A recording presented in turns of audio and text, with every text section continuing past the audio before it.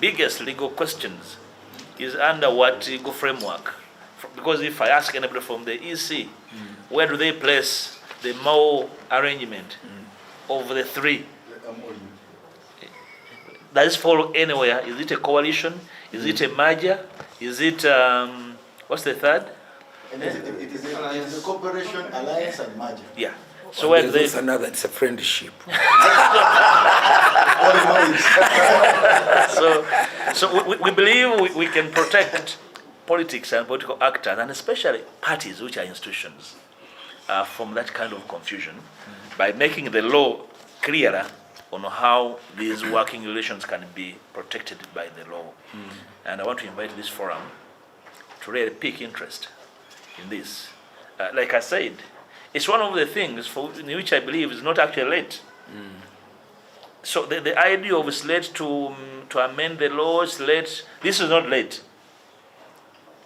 You know, it can be done and very fast. So you believe that even when there are many proposals, but you can put the you see, pick what you can manage. When I presented these bills, like I'll share with you, I did cascade these bills into those can be amended in the immediacy.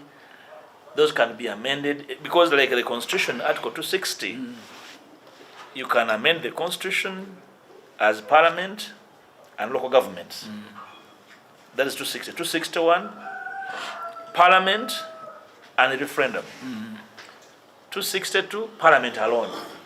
For example, if you're going to have a referendum, we even made provision to amend the Referendum Act to say that you cannot do a referendum now, it's late, but you can amend the Referendum Act to say that on a polling day, you also hold a referendum. You'd have reduced costs of holding one by simply providing a ballot box and ballots for referendum. Same resources, same day, because it's a very long time since the nation last held a referendum. We are probably one of the few countries that do not come out to resolve long-standing governance issues to which citizens are disagreeable. And there are so many. There are so many governance questions that people should be asked to respond through referendum. I even gave one of the examples that the president has been speaking commonly to abolish the concept of bail.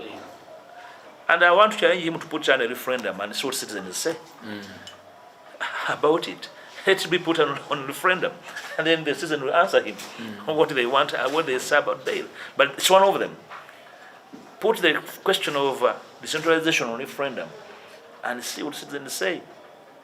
I have a very, very big issue which gives me headache, I think with others, the destruction of the Central Forest Reserve in this country and its restoration.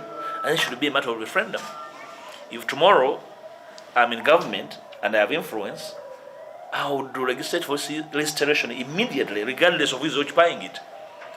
The floods, the droughts, are all because of that.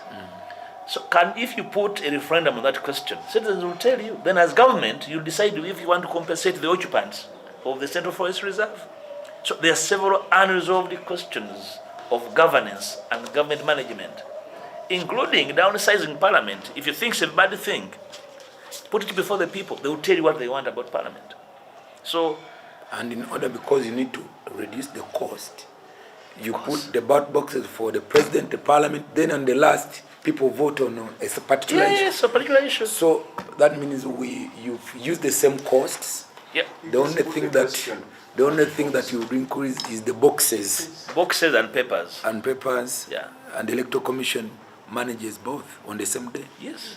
That's our proposal. That's why we want to amend the Freedom Act in F to say at every national polling day there must be provision for referenda, because it does help to resolve outstanding governance questions. Okay. You cannot spend 25 years without resolving particular governance challenges in a country.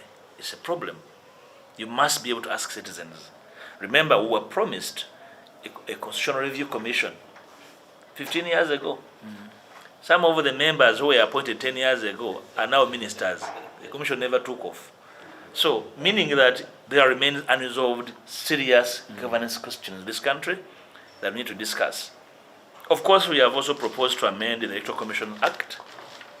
The good Dr. and the Honorable Mr. Chiinji, we are not targeting individuals at the EC, but we are targeting the structure of the EC.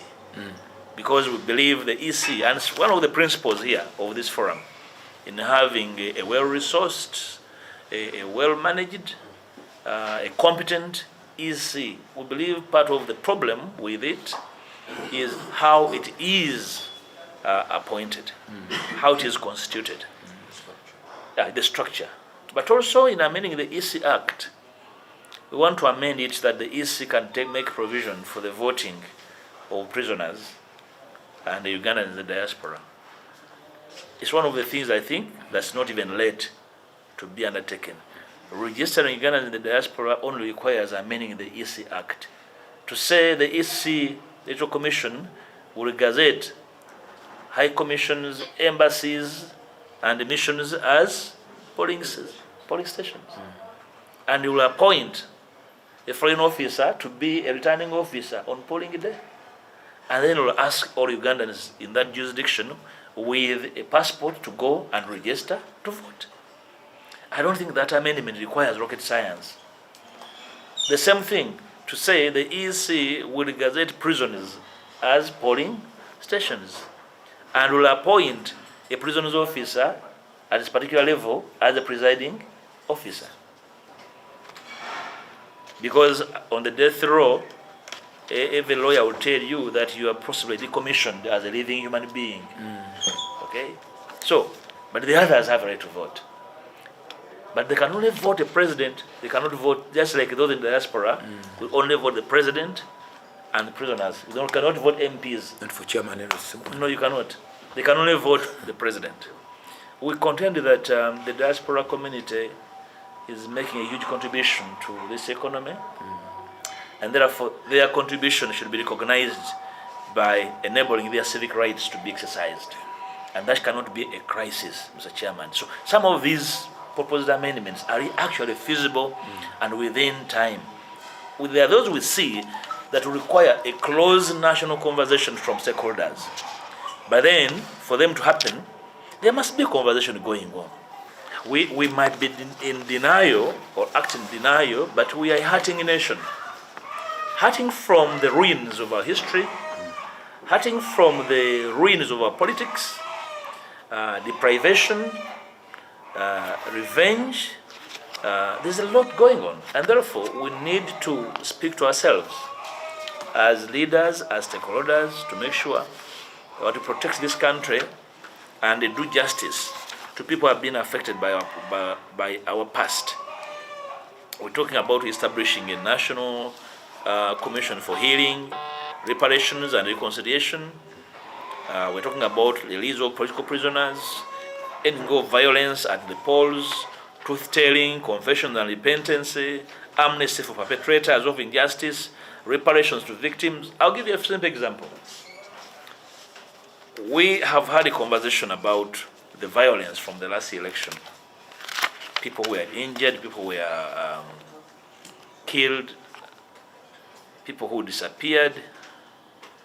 But who has reached out to the families of these victims?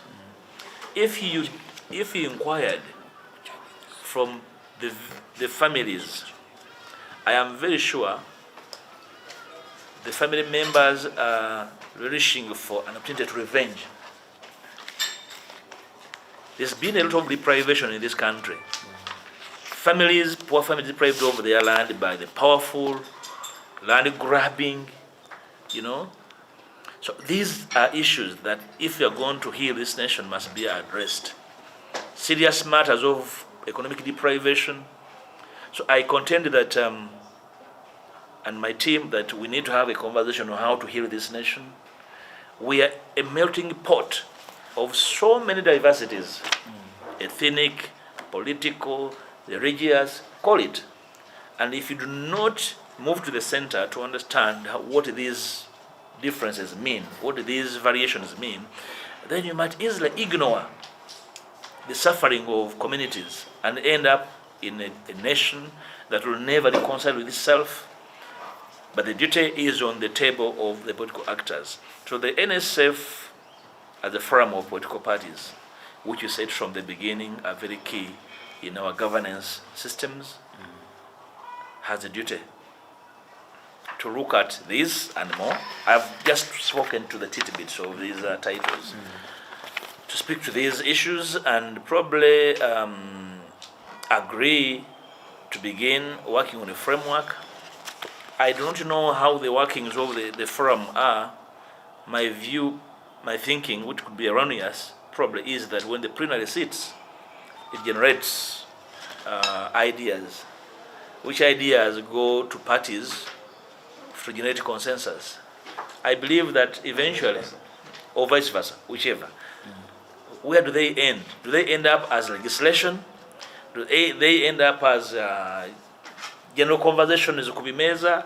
So how do you deal with the outcomes of this conversation? Because reading through this document, you have talked about so many issues, but in which road do they end?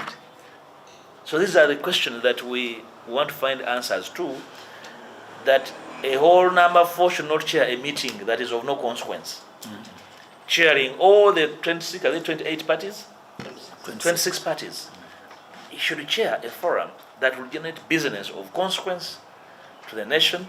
And when I say consequence, I mean positive. Consequence can be negative. You can also chair a meeting of negative consequence to the nation. No, this time I'm referring to positive consequence, sir. So that we can mutually benefit from the existence of this forum. When I was leader of the opposition, I actually challenged, you must have seen me challenging and demanding, where is the NSF in all this going on in the country? We want to hear your voice. Probably you need to do more now. I don't think there's a time that you have ever been needed like now, as NCF, to give the nation an idea of what parties think. And we need to know, is there a party that is inhibiting putting into action these views that are well incubated at the NCF? Is the majority party willing to tone down on its majoritarian rhetoric? Because majority can also be a problem, you know. Is the majority party which you lead and represent willing to tone down on the rhetoric of the majority? The majority will always tell the minority to go hang or find reason to, to set up pressure. So, but that does not build nations. It only keeps people apart. And I'm very sure, as I conclude, that you don't chair this forum because you agree. You chair this forum and others participate because they are serious matters.